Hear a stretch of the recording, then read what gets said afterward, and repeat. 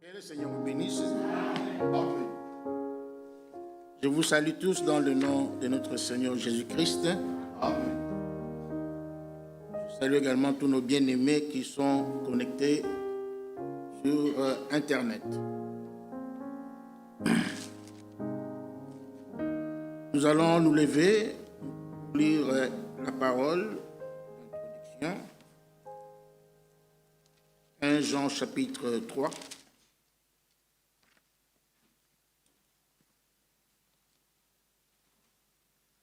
1 Jean chapitre 3.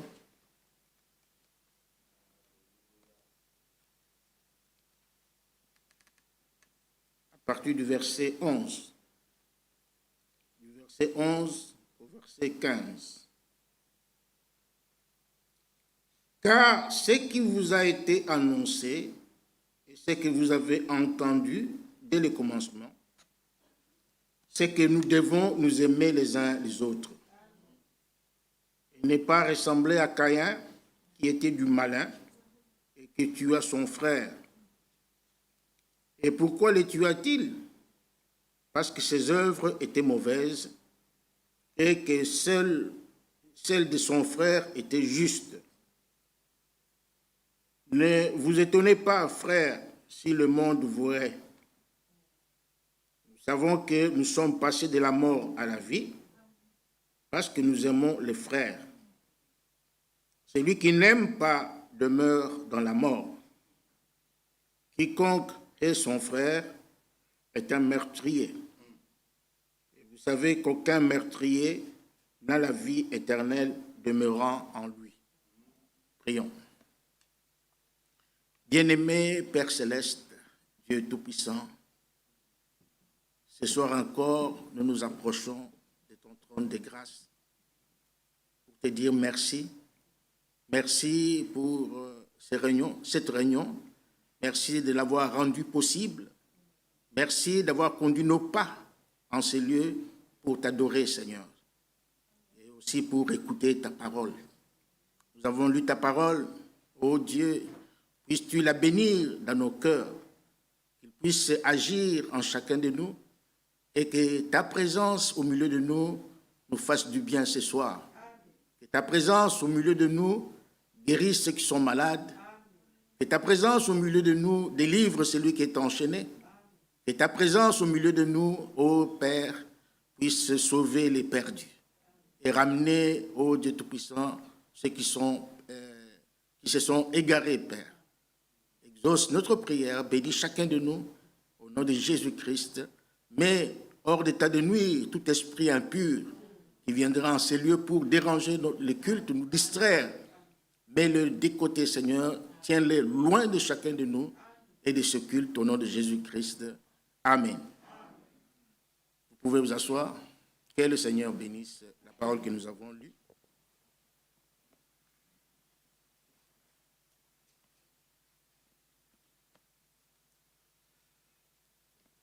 Ce soir, nous allons revenir un peu sur ce que le frère Franck a prêché le dimanche. Il y a un point qui a semblé troubler les gens lorsqu'il a dit nous recevons la vie éternelle, mais nous pouvons aussi la perdre. Qui a entendu cela? Il y a que frère Jean-Claude. Ah. Donc, vous étiez distrait. Il a dit, nous recevons la vie éternelle. Dieu nous donne la vie éternelle, mais nous pouvons aussi la perdre. Alors, ça peut inquiéter quelqu'un. La question est, est-ce que c'est possible? La réponse est oui. C'est possible. Quelqu'un peut recevoir la vie éternelle et la perdre. Il a expliqué, il s'est basé sur l'écriture ici au verset 15. que nous avons lu, quiconque hait son frère est un meurtrier. Et vous savez qu'aucun meurtrier n'a la vie éternelle demeurant en lui. On a lu cette écriture, et sur base de cette écriture, il a montré, il a dit que la vie éternelle, Dieu peut la retirer. C'est possible. C'est pourquoi nous devons faire attention. Nous ne devons pas négliger le salut que Dieu nous donne gratuitement. Dans Matthieu chapitre 22, au verset 14, le Seigneur a dit, il y a beaucoup d'appelés, mais peu d'élus. Beaucoup sont appelés, mais parmi ces appelés-là, Dieu choisit ses élus. Donc il y a deux catégories de gens, des sauvés. Les appelés sont aussi sauvés. Les élus sont aussi sauvés, mais ils ont un statut tout à fait particulier par rapport aux appelés. Et la Bible, nous allons comprendre cela, la Bible nous enseigne que devant Dieu, il y a un livre qu'on appelle le livre de vie. Mais c'est un livre qui est scindé en deux. Bon.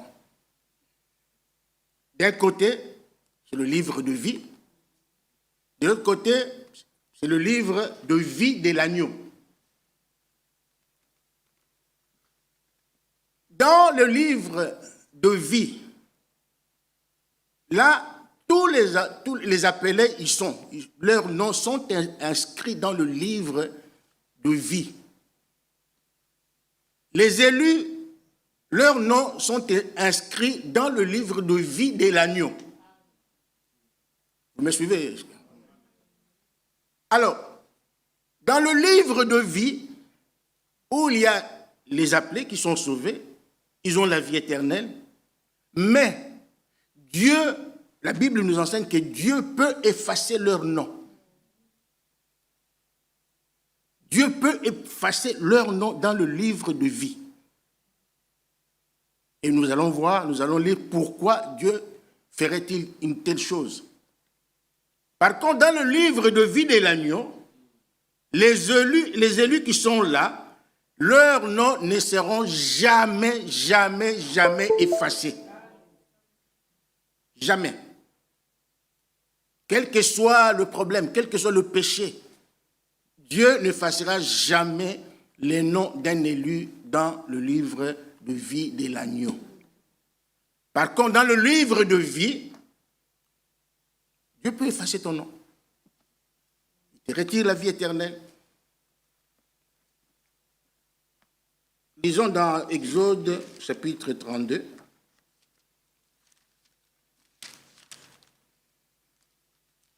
Là, dans Exode 32, le peuple d'Israël avait péché contre Dieu.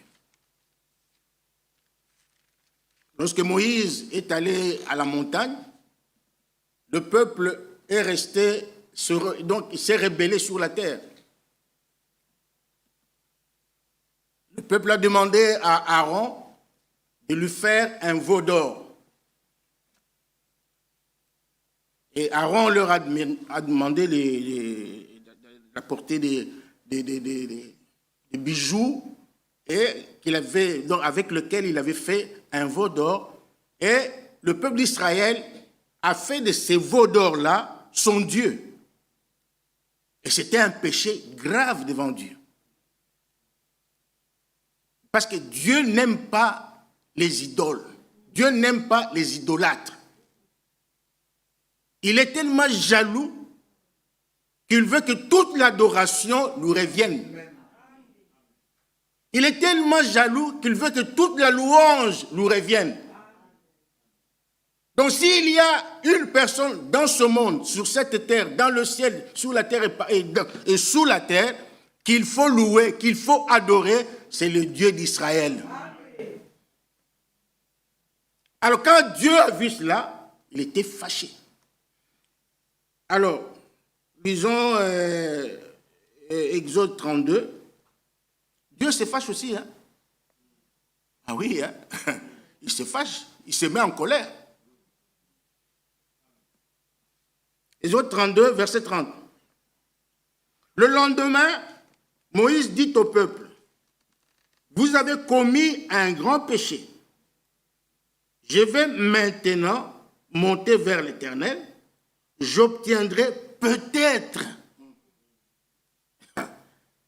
Il dit, même Moïse, il n'était même pas trop sûr d'obtenir le pardon de Dieu.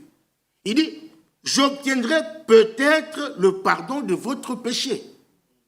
Parce que c'était grave. Verset 31. Moïse retourna vers l'Éternel et dit, ah, ce peuple a commis un grand péché. Ils se sont fait un Dieu d'or. Pardonne maintenant leurs péchés, sinon, efface-moi de ton livre que tu as écrit. Vous voyez, Moïse avait l'esprit de Christ en lui. Il était le type de Christ. Il était prêt à mourir pour le peuple. Il était prêt, donc il avait l'esprit de Christ en lui. Moïse ici, donc sa vie reflétait la vie de Christ. Il dit, pardonne maintenant leurs péchés, sinon, efface-moi de ton livre que tu as écrit. Maintenant, écoutez la réponse de Dieu. Verset 33. L'Éternel dit à Moïse, c'est celui qui a péché contre moi que je effacerai de mon livre. Donc, sachez ce soir que si ton nom est dans le livre de vie, Dieu peut l'effacer. Pourquoi? Lorsque tu as péché,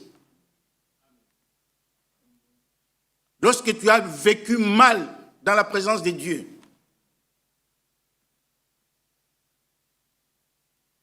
Dieu, quand il se fâche, il se fâche. Quand il se met en colère, il se met en colère. Il efface. Il a discuté avec Moïse. Moïse s'est jeté dans la brèche, comme Christ l'a fait, pour implorer la grâce de Dieu. Il dit, efface-moi de ton livre. Mais Dieu dit, c'est celui qui a péché. Alléluia. C'est celui qui a péché contre moi que je effacerai de mon livre. Donc faites attention. Ne vous imaginez pas que, puisque vous avez été baptisé dans l'eau, vous êtes justifié, oui c'est fini, ça s'arrête là. Non. Vous avez la vie éternelle. Mais si vous négligez la parole de Dieu, si vous vous entêtez, si vous vivez mal devant Dieu, Dieu peut décider d'effacer votre nom.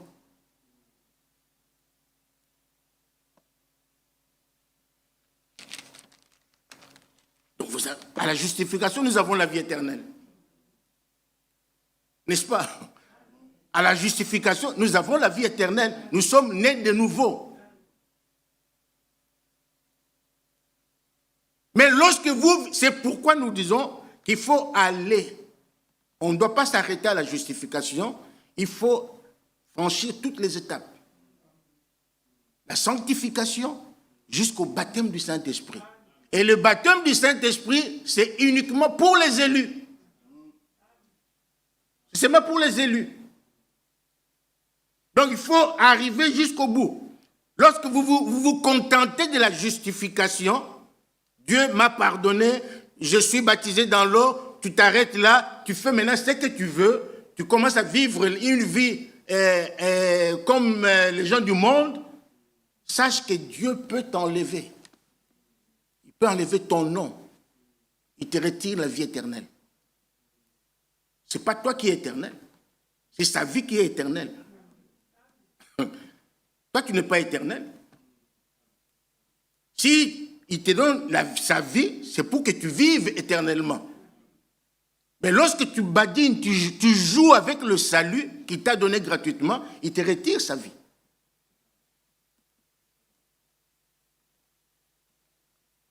J'espère que nous nous comprenons. Psaume 69.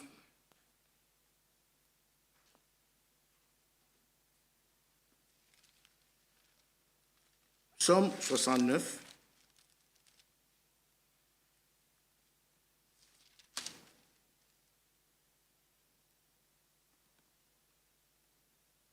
Psaume 69, c'est David qui priait, c'est la prière de David.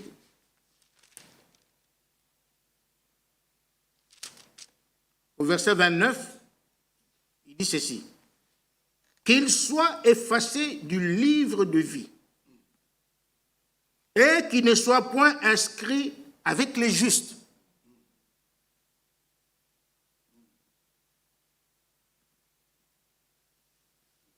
Donc c'est pour vous montrer qu'on peut être effacé du livre de vie.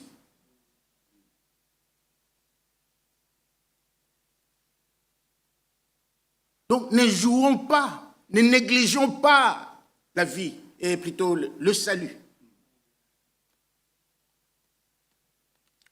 Il y a trois étapes du salut qu'il faut franchir. Il y a la justification, et on ne doit pas s'arrêter là. On doit franchir aussi la deuxième étape qui est la sanctification. C'est ce que nous sommes en train de voir tous ces jours ici. Parce que sans la sanctification, personne ne verra le Seigneur. Amen. Et puis il faut arriver au baptême du Saint-Esprit. Parce que sans le baptême du Saint-Esprit, il n'y a pas d'enlèvement. Vous êtes sauvés, mais vous ne serez jamais enlevés. La table des noces, vous ne la verrez même pas. Vous ne mangerez pas avec les saints d'autrefois, Abraham et les autres. Sans le Saint-Esprit.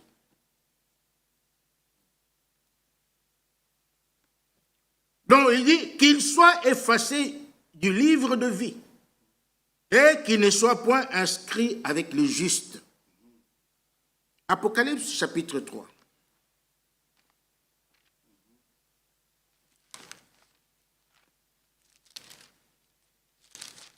Apocalypse chapitre 3, verset 5.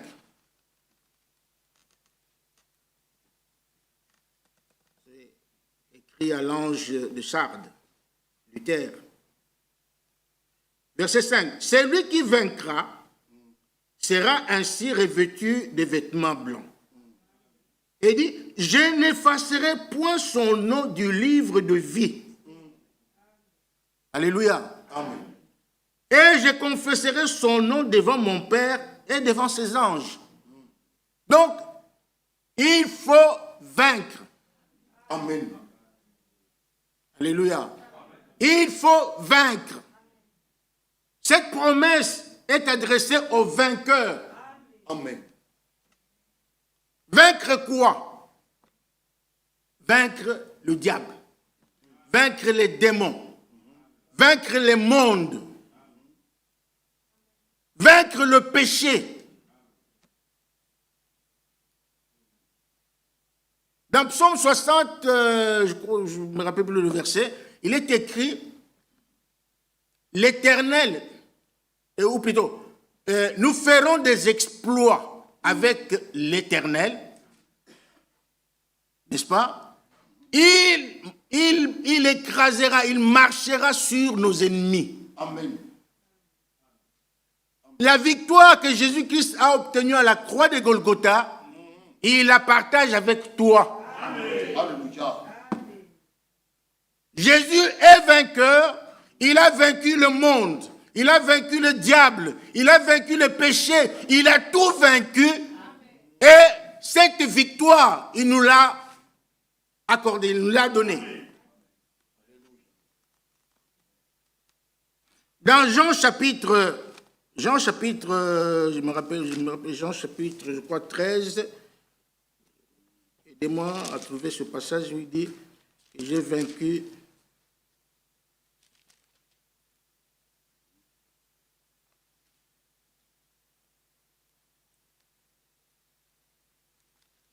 J'ai toujours lu ce passage-là. Ah, oui. Jean chapitre 16, le verset 33.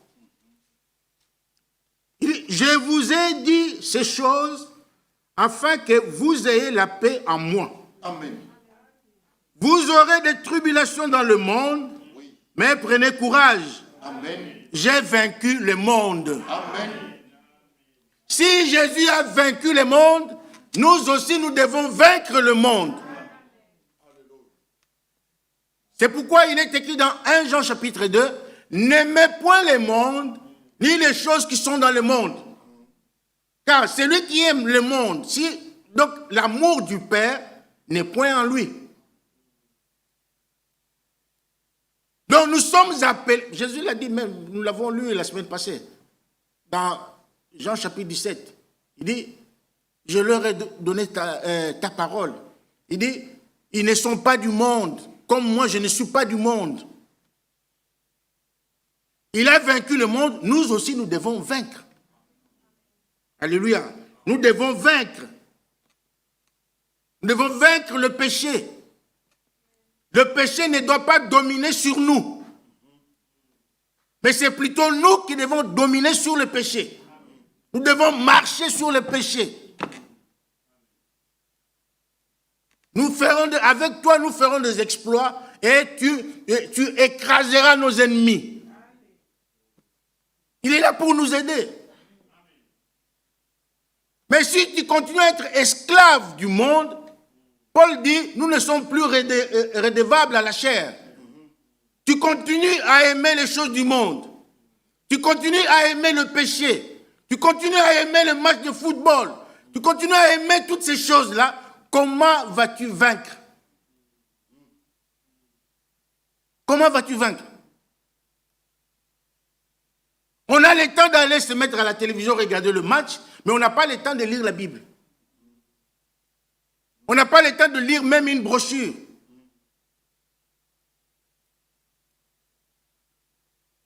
Les choses du monde passeront. Les choses du monde, nous allons les laisser sur la terre. Laisser le monde aux mondains. Et nous sommes chrétiens. En tant que chrétiens, nous devons nous attacher aux choses spirituelles. Aux choses qui nous édifient. Le match de football n'édifie personne. N'édifie personne. Et ce qui m'a fait mal au cœur, on commence même à prendre les passages bibliques, les Écritures saintes, pour les appliquer aux léopards, aux choses. Les Égyptiens que vous voyez, vous ne les verrez plus. Mais ça, c'est blasphémer. C'est se moquer de Dieu. C'est se moquer de Dieu. Et ce sont les païens qui les font. Ce sont des païens. Vous ne les faites pas. Ne les faites pas. Ça c'est un livre saint. C'est un livre saint. Il y a quelque part, je crois que c'est Jésus qui a dit, oh, il ne faut pas donner les choses saintes aux chiens. Non, respectez la parole de Dieu. Le match de football ne vous édifie pas. Moi, je l'ai regardé, mais Dieu m'a fait grâce. Ça fait longtemps que j'ai regardé le match de football, j'aimais beaucoup. Mais j'ai compris que ce sont les choses du monde. Vous n'irez nulle part avec ça. Nulle part. Et vous risquez avec ça, à cause de ça, de faire effacer votre nom dans le livre de vie. On ne se moque pas de Dieu. Hein? Dieu Dieu est capable, lorsque la Bible dit d'ailleurs dans 2 Chroniques 15, donc lorsque vous l'abandonnez, lui aussi il vous abandonne. Vous connaissez l'écriture, non?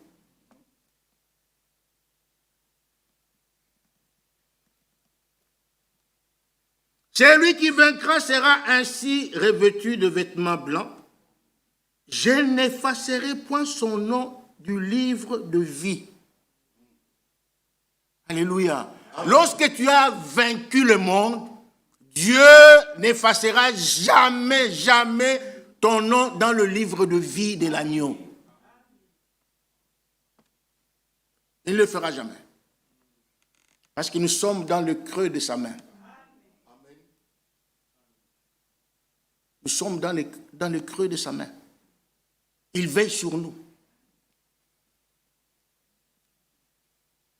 Et la Bible dit que Dieu veille sur sa parole pour l'accomplir.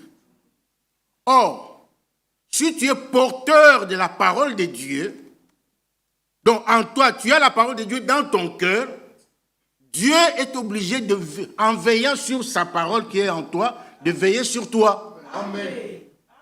Est-ce que vous comprenez? Amen. Mais si vous négligez la parole de Dieu, Dieu ne va pas veiller sur vous.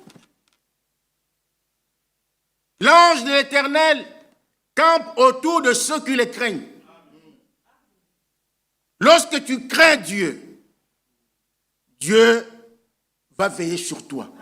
Dieu va te protéger.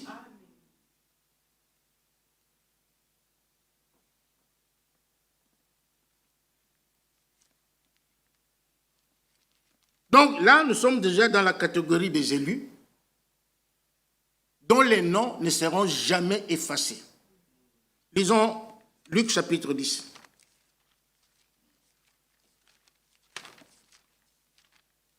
J'avais voulu faire cette mise au point pour qu'il n'y ait plus de confusion dans nos têtes. Luc chapitre 10. Là, au verset 19, Jésus nous dit, je vous ai donné le pouvoir et tout ça.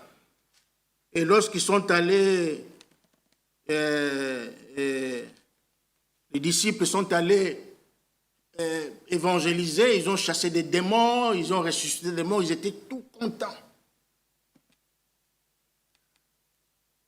Ils s'étaient réjouis, donc ils étaient contents. Ils sont revenus donner le rapport. Les mauvais esprits nous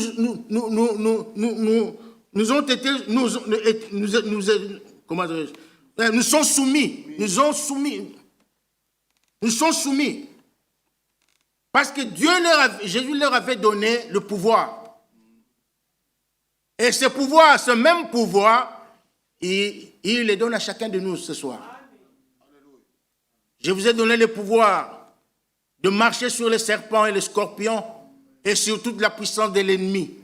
Et il dit, rien ne pourra vous nuire. Amen. Donc aucun démon ne pourra vous nuire. Ils sont allés, ils ont exercé le pouvoir que Jésus leur avait donné. Au retour, ils étaient tout contents.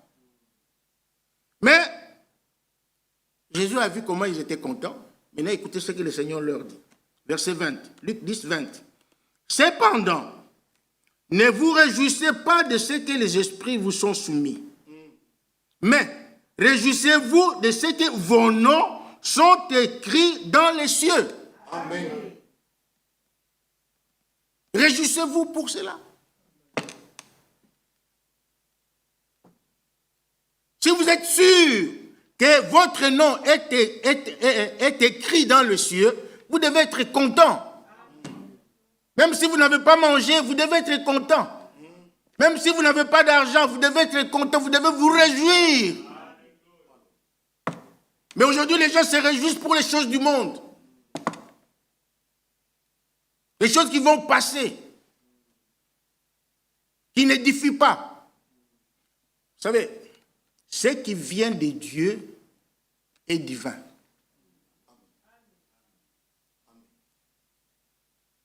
Ce qui vient de Dieu est divin. Ce qui vient de Dieu est éternel. Ce qui vient de Dieu donne la vie. Mais ce qui vient du monde est mondain.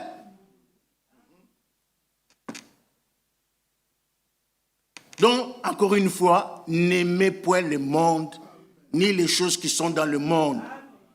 Si quelqu'un aime le monde, c'est que l'amour du Père n'est point en lui. Le monde et toute sa convoitise passeront. Ça va passer.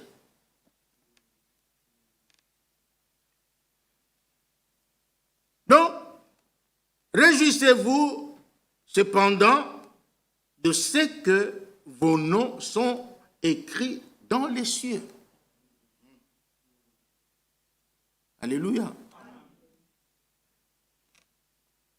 Jean chapitre 10.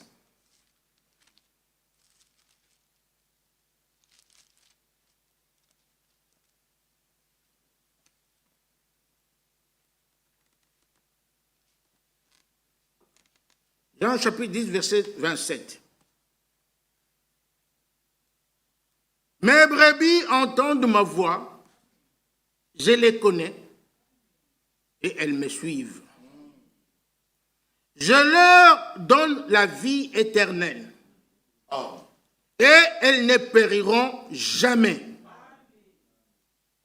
Et personne ne les ravira de ma main.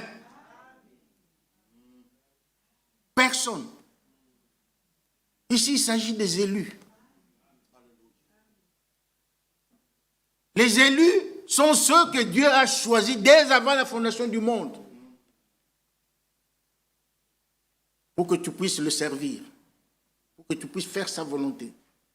Et il dit, et personne ne les ravira de ma main. Verset 29, mon Père qui me les a donnés est plus grand que tous, et personne ne peut le ravir de la main de mon Père. Alléluia. Amen. Apocalypse 13.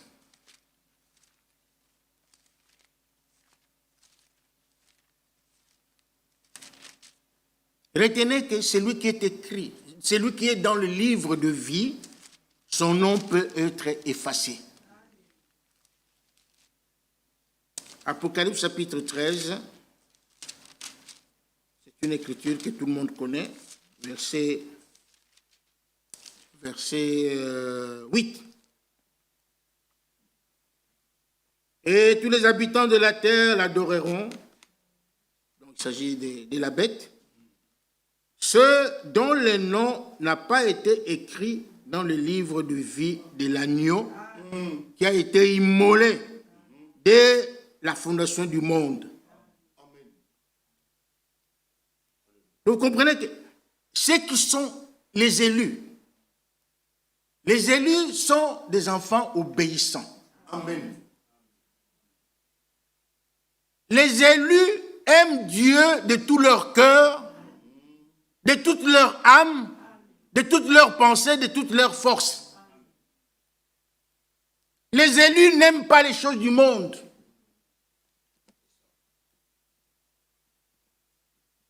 Les élus ont compris qu'ils étaient le monde. Quand on est encore dans le monde, on aime encore les choses du monde, on est encore esclave. Esclave du péché.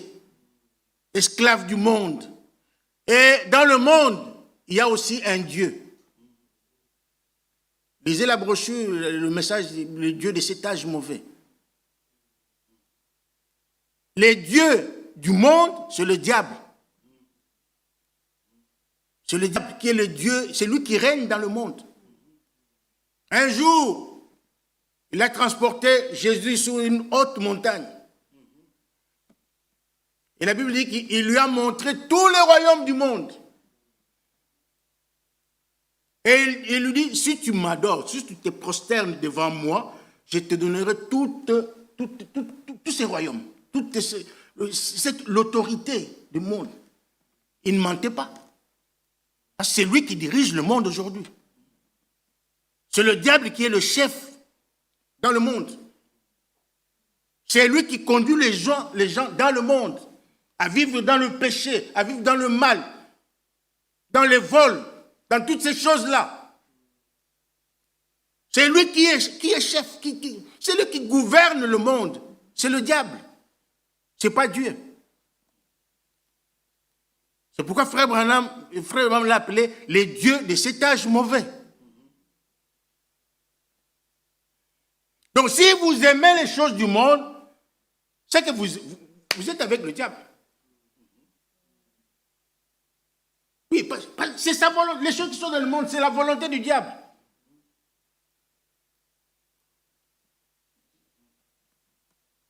Il enseigne à ses enfants comment s'habiller, comment se coiffer, comment faire ceci, comment faire cela. C'est le diable. Quand vous allez dans le monde, mon frère, qu'on te retire seulement la parole de Dieu, et tu vas faire même 1 heure seulement dans le monde. Nous allons t'oublier. Tu seras méconnaissable. Tu seras méconnaissable. Parce que le diable déforme. Il sait déformer les gens. Mais Dieu, lui, transforme les gens. Amen. Par sa parole, par son esprit, il nous transforme. Amen. Pour que nous soyons à son image. Amen. Mais le diable déforme les gens. Il déforme les gens. Mais regardez seulement le monde. Regardez. Il suffit seulement de regarder. Les choses qui se passent dans le monde. Il faut être aveugle pour ne rien voir.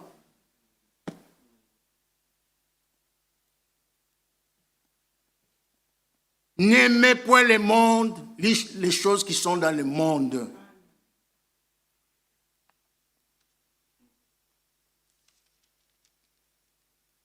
Donc, ceux dont le nom n'a pas été écrit dans le livre de vie de l'agneau qui a été immolé dès la fondation du monde. Donc, il s'agit du livre de vie de l'agneau. Là où les noms des élus sont inscrits. Amen. Amen. Maintenant, Apocalypse chapitre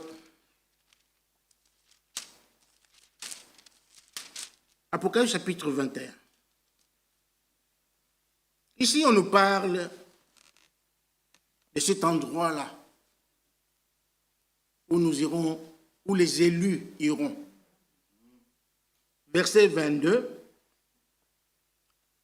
Je ne vis point de temple dans la ville sainte, la nouvelle Jérusalem, qui a été préparée pour nous, que Jésus est allé préparer. Je m'en vais vous préparer une place. Jésus est allé préparer la ville sainte où nous allons habiter. Vous pouvez le lire dans ce chapitre 21, dès le premier verset. Je ne vis point de temple dans la ville, car le Seigneur Dieu Tout-Puissant est son temple, ainsi que l'agneau. La ville n'a besoin ni du soleil ni de la lune pour l'éclairer, car la gloire de Dieu l'éclaire, et l'agneau est son flambeau.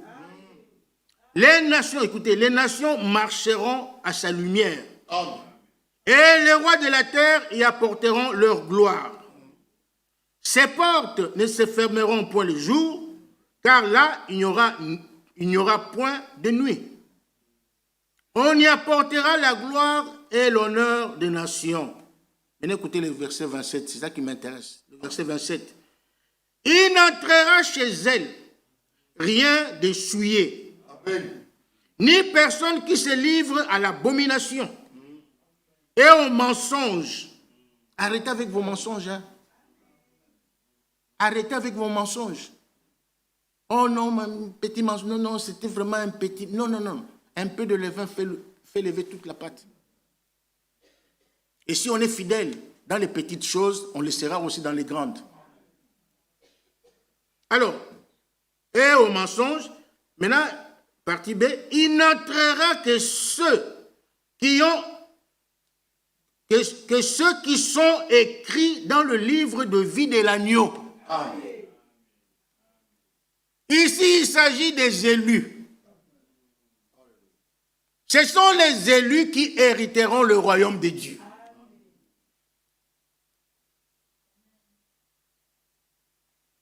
Les élus, ce sont ceux qui ont expérimenté la repentance, qui ont expérimenté donc la vraie justification, qui ont expérimenté la sanctification, la vraie.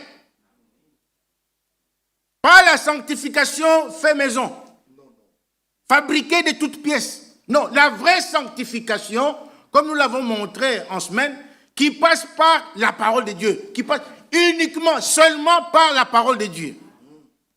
Et nous avons montré que cette sanctification-là commence dans l'âme. Amen.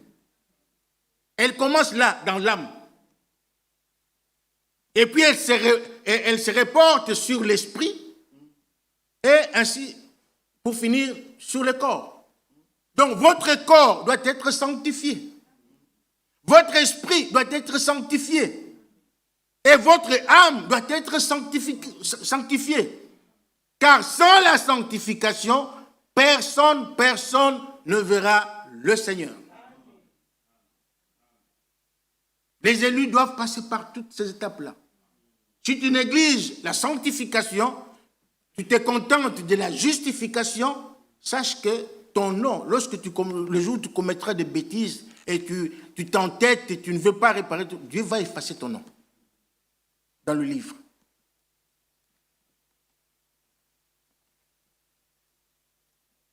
Vous voyez?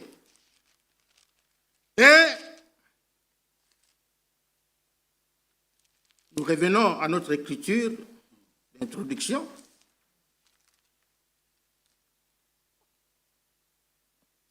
Nous avons lu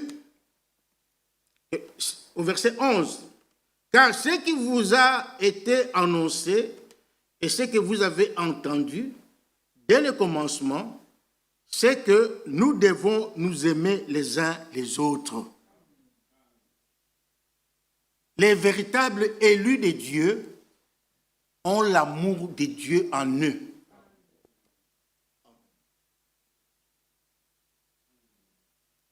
Ils ont l'amour véritable dans leur cœur. Ils aiment tout le monde. Ils aiment tout le monde. Ils aiment même leurs ennemis. C'est ce que Jésus a dit dans Matthieu chapitre 5. Aimez vos ennemis. Aimez vos ennemis. Donc il faut, même si tu sais que cet homme-là ne m'aime pas, mais toi tu dois l'aimer.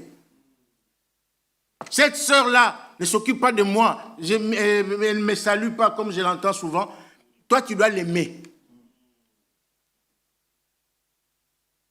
Tu dois l'aimer. Aimer, ce n'est pas aller chez elle ou chez lui et commencer à l'aider à travailler. Non, on peut le faire même avec, mais tout en étant hypocrite. Mais l'amour vrai se manifeste. Vous voyez? Donc, c'est que nous devons nous aimer les uns les autres. Verset 12, et ne pas ressembler à Caïn. Donc nous ne devons pas aimer à la manière de Caïn. Combien de fois nous l'avons dit?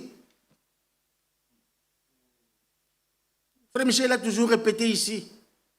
Frère Franck l'a dit aussi le dimanche. Nous ne devons pas aimer à la manière de Caïn. Caïn, c'était un hypocrite.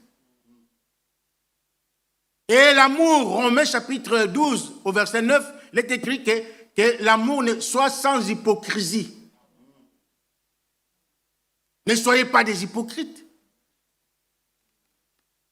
Si tu sens dans ton cœur que tu n'aimes pas ce frère, que tu n'aimes pas cette sœur, mon frère, ma sœur, un conseil divin, mets-toi à genoux dans ta chambre, implore la grâce de Dieu, demande à Dieu de te donner l'amour. Seigneur, aide-moi à aimer ce frère. Oui. Aide-moi à aimer cette sœur. Je sens la haine dans mon cœur. Dieu va t'aider. Parce que dans Matthieu chapitre 5, Jésus a dit, soyez parfaits comme votre Père céleste est parfait. C'est ça l'objectif. Nous devons atteindre la perfection. Nous devons être parfaits. Parce que là, ce sont les parfaits qui entreront. Vous voyez? Donc, elle n'est pas ressemblée à Caïn qui était du malin et qui tua son frère.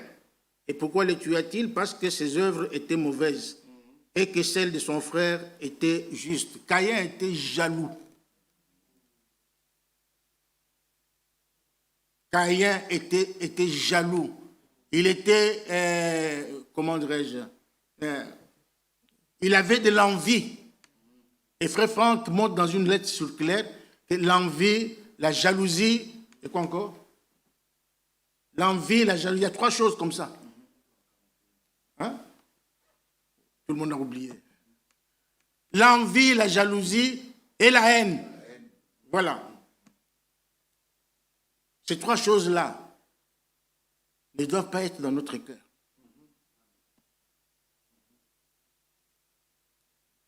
Sinon, tu risques d'être effacé.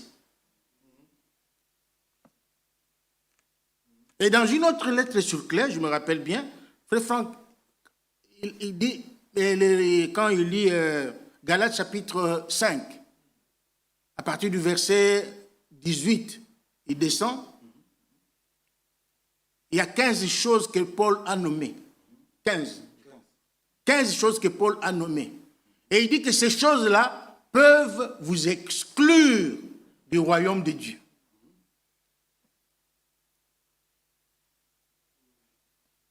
Voilà. Verset 14, verset 13. Ne vous étonnez pas, frères, si le monde vous rait. Si le monde vous rait, soyez-en fiers. Réjouissez-vous. Si le monde t'ait, les gens du monde ne veulent pas de toi, sache que tu as la bonne chose en toi.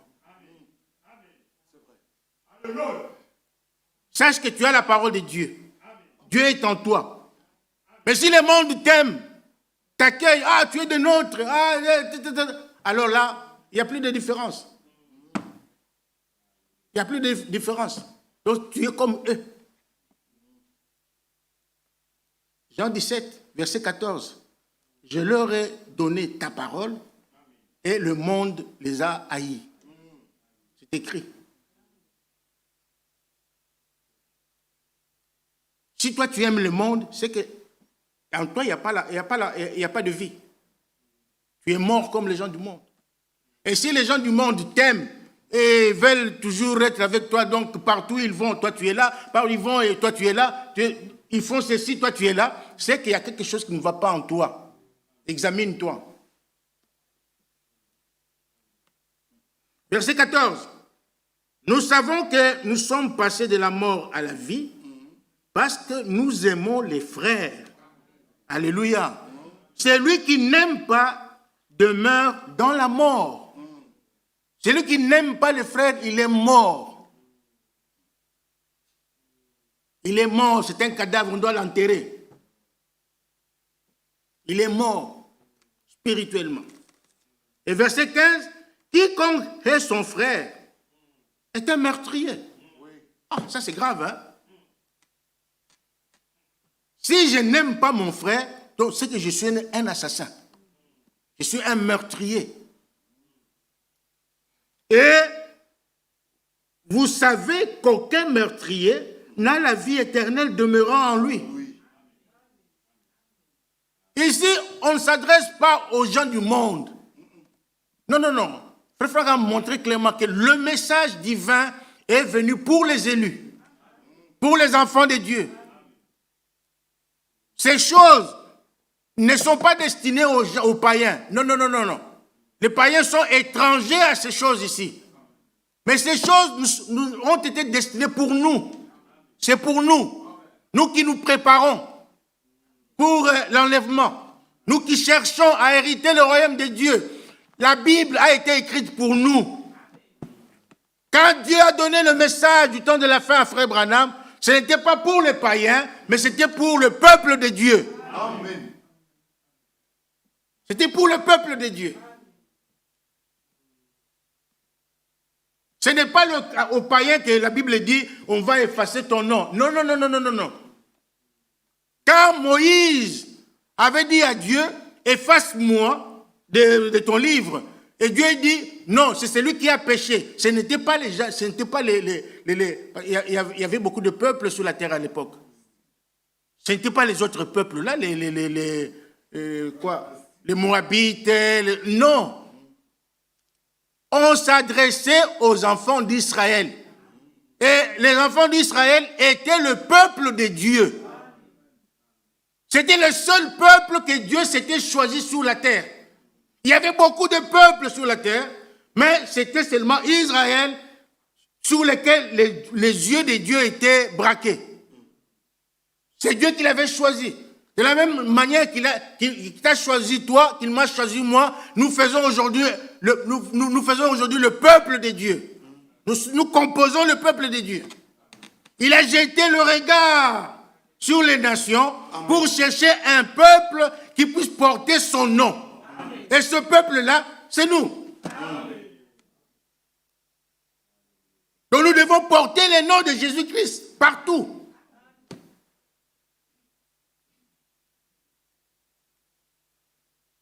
C'est pour cela c'est pourquoi nous devons nous aimer les uns les autres. Ça peut être difficile, compliqué, mais c'est possible. Alléluia. C'est possible. Pourquoi c'est possible? Parce que c'est écrit. Amen. Amen. C'est écrit dans la Bible. Amen. Jésus a dit, ne saluez pas seulement celui que vous connaissez. Non. Celui qui est votre ami. Non. Si vous le faites, vous n'avez rien fait. Les païens le font autant. Si nous voulons aller au ciel, nous devons nous aimer, mes frères et sœurs. D'un vrai amour. D'un amour sincère. Et si tu aimes ton frère, la Bible dit, tu dois lui dire la vérité.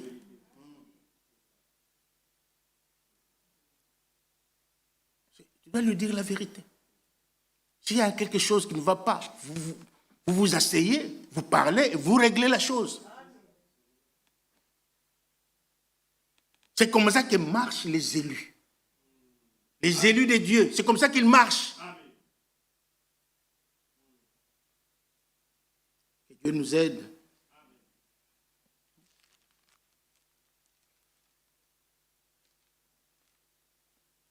Un Jean, chapitre 2. 1 Jean, chapitre 2. 1 Jean, chapitre 2, verset 10. Je suis en train de revenir sur ce que Frère Franck avait prêché dimanche. 1 Jean, chapitre 2, verset 10 et 11. Celui qui aime son frère demeure dans la lumière. Et aucune occasion de chute n'est en lui. Si tu aimes ton frère, un vrai enfant de Dieu ne peut pas être une pierre d'achoppement. Toi, mon frère, tu deviens une pierre d'achoppement pour moi, mais c'est grave. C'est grave. Tu ne dois pas l'être. C'est pourquoi il nous est demandé une vie correcte, une vie digne de l'évangile, une vie irréprochable. Pourquoi? Pour ne pas être une pierre d'achoppement pour les autres.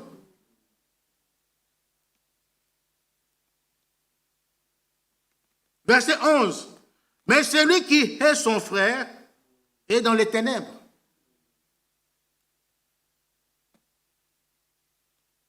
Il marche dans les ténèbres et il ne sait où il va. Pourquoi? Parce que les ténèbres ont aveuglé ses yeux. Il y a beaucoup de gens aveugles ici. Beaucoup de gens sont aveuglés. Il a les yeux ouverts, tu vois, les yeux sont ouverts, mais non, il est aveugle. Pourquoi? Parce qu'il n'aime pas son frère. Parce qu'il n'aime pas sa sœur. Lorsque tu n'aimes pas ton frère, tu marches dans les ténèbres. Lorsque tu n'aimes pas ta sœur, tu marches dans les ténèbres.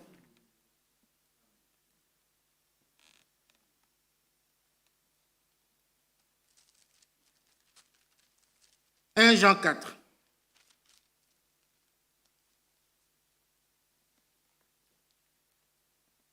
« 1 Jean 4, verset 20. Ça, c'est profond. Hein. Suivez bien ceci. Si quelqu'un dit « J'aime Dieu », c'est bien, j'aime Dieu, et qu'il haïsse son frère, c'est un menteur. Tu dis que tu aimes Dieu, mais entre-temps, tu ne veux pas sentir ton frère. Tu ne l'aimes pas. La Bible dit que tu es un menteur. Vous pouvez me mentir, vous pouvez me mentir n'importe qui, mais Dieu, lui, vous ne pouvez jamais le mentir parce qu'il voit tout. Il voit tout ce qui est caché dans notre cœur. Notre Dieu. C'est un menteur, car celui qui n'aime pas son frère qu'il voit, comment peut-il aimer Dieu qu'il ne voit pas? Tu n'as jamais vu Dieu. Dieu, nous traitons avec lui, c'est par la foi. Nous prions, nous croyons qu'il existe. C'est comme cet enfant-là qui avait le cerf-volant. Hein? Le cerf-volant était très loin, donc le truc là, le cerf-volant, on ne le voyait plus. Lui, il ne le voyait pas, les autres ne le voyaient pas, mais lui, il pouvait dire que je le sens, je le vois, parce qu'il les sentait. C'est comme ça que nous traitons avec Dieu. Nous ne le voyons pas, mais nous savons qu'il existe. Et Paul dit qu'il faut que celui qui vient, la foi, sans la foi, personne ne peut être agréable à Dieu. Oui. Il faut que celui qui s'approche de Dieu croie que Dieu existe. Amen. Et qu'il est le rémunérateur de ceux qui le cherchent. Amen. Vous voyez? Donc, nous savons que Dieu existe. Amen. Mais nous ne l'avons pas encore vu. Mais nous avons une promesse. Alléluia, nous avons une promesse, nous le verrons un jour, tel qu'il est, parce que nous serons semblables à lui. Mais pour l'instant, on ne voit pas Dieu. Mais comment tu peux dire que je l'aime, lui que tu ne vois pas, mais tu hais ton frère ou ta soeur que tu vois? Il est même dans le besoin, tu ne sais pas l'aider. Comment? Ça, c'est vraiment insensé. Il continue. Le verset 21. Et nous savons, et nous avons de lui ce commandement, que celui qui aime Dieu aime aussi son frère. Alléluia. Si réellement tu aimes Dieu, tu dois aimer ton frère. Tu dois aimer ta soeur.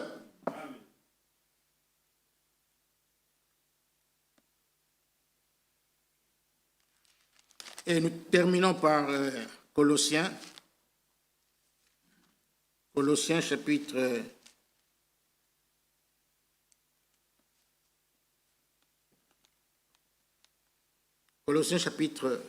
3. Le frère Franck avait lu seulement 14, mais lisons à partir du verset 12. Ainsi donc, comme des élus de Dieu, saints et bien-aimés, revêtez-vous des sentiments de compassion, de bonté, d'humilité. Soyez humbles, humiliez-vous, de douceur, de patience. Alléluia. Supportez-vous les uns les autres. Et si l'un a sujet de se plaindre de l'autre, pardonnez-vous réciproquement. Le pardon doit être mutuel. Mais là, on parle du pardon, d'un pardon sincère. Il ne faut pas dire, moi en tout cas, pour pardonner ces frères-là, en tout cas, donnez-moi le temps. Donnez-moi le temps. Le temps de faire quoi? Le temps de faire quoi? Frère Job vient me demander pardon. quelque chose, et moi je lui dis, non frère, en tout cas, attends, donne-moi le temps frère. Le temps de faire quoi? Pendant que tu attends là de réfléchir, de chercher, je ne sais pas qu'est-ce que tu es en train de chercher, Jésus revient. Tu n'iras pas. C'est clair. Tu n'iras pas. Parce que dans Marc chapitre 11, je pense, il est écrit que Jésus a dit, si vous ne pardonnez pas, si vous ne pardonnez pas à votre prochain, Dieu aussi ne vous pardonnera pas. Parce que quand tu dis, donnez-moi le temps, cela veut dire que dans l'immédiat, tu ne l'as pas encore pardonné. Est-ce que vous comprenez? Donc là, tu n'as pas encore pardonné. Tu es en train de chercher, je ne sais pas si c'est le Saint-Esprit que Dieu est d'attendre ou je ne sais pas, pour finalement venir à mon frère Job, maintenant je t'ai pardonné. Non. Dans cet intervalle-là, Jésus vient, tu restes. Tu restes. L'heure est grave. Jésus-Christ revient bientôt. Nous devons rechercher l'amour. Prochainement, je vous lirai la prophétie de Charles Price. C'est une prophétie très, très, très, très profonde qui s'est accomplie dans notre temps, dans le ministère de Frère Branham.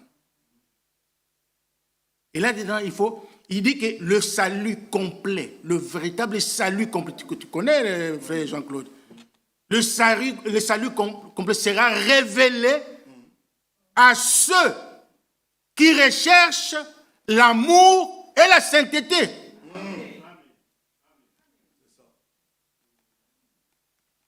Il faut rechercher l'amour et la sainteté. C'est ça notre trésor. Vous faites comme les gens qui vont creuser le diamant là. Hein? Ils creusent, ils avancent, jusqu'à ce qu'ils vont trouver. Et nous aussi, nous devons rechercher l'amour tous les jours. Chercher l'amour et la sainteté.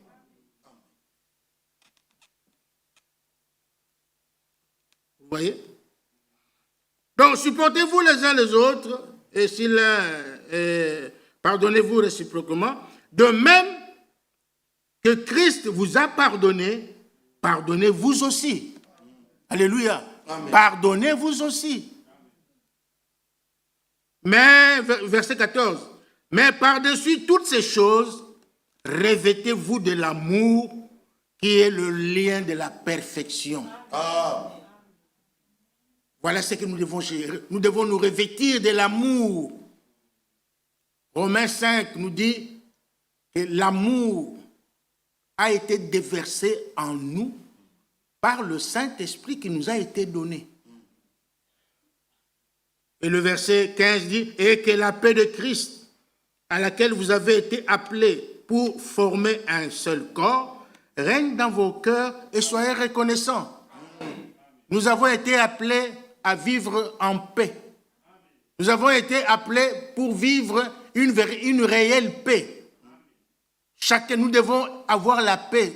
Chacun, donc, nous devons avoir la paix. Nous sommes le fils de la paix. Jésus a dit, je vous donne ma paix. Soyez en paix. Je vous donne ma paix. Je ne vous la donne pas comme le monde. Soyez en paix. Et chaque fois qu'il apparaissait à ses disciples, la première chose qui sortait de sa bouche, c'était que la paix soit avec vous. Nous sommes les enfants de paix. La paix doit être dans notre cœur. Amen. La joie du salut doit être dans notre cœur. L'amour divin doit être dans notre cœur. Nous devons rechercher l'amour de Dieu tous les jours. Arrêtez avec vos petites histoires, ça vous distrait. Ça vous distrait, ça nous distrait. Et ça freine la marche de l'Église. Nous avons besoin d'une Église sainte. Une Église remplie du Saint-Esprit. Même si nous n'avons pas les dons spirituels, mais que nous ayons les dons d'amour, l'amour, que nous revêtions l'amour divin. Parce que là-haut, seul l'amour parfait entrera. Amen. Amen. Que Dieu vous bénisse.